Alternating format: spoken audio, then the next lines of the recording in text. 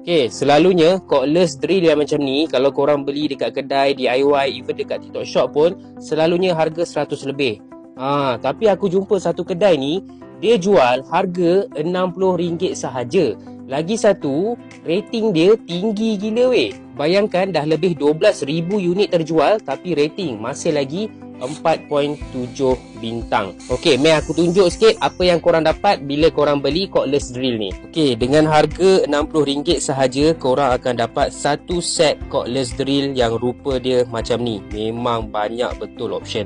First, korang akan dapat cordless drill ni. Yang ini bateri dia bagi. So, dia bagi satu lagi extra bateri kat sini. Siap bagi bateri weh. Bapak berbaloi. Lepas tu kita ada kita punya charger dekat sini.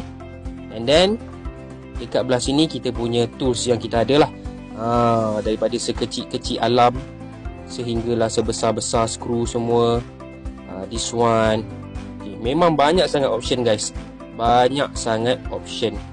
Okay, memang sama macam cordless drill yang korang beli 100 lebih tu.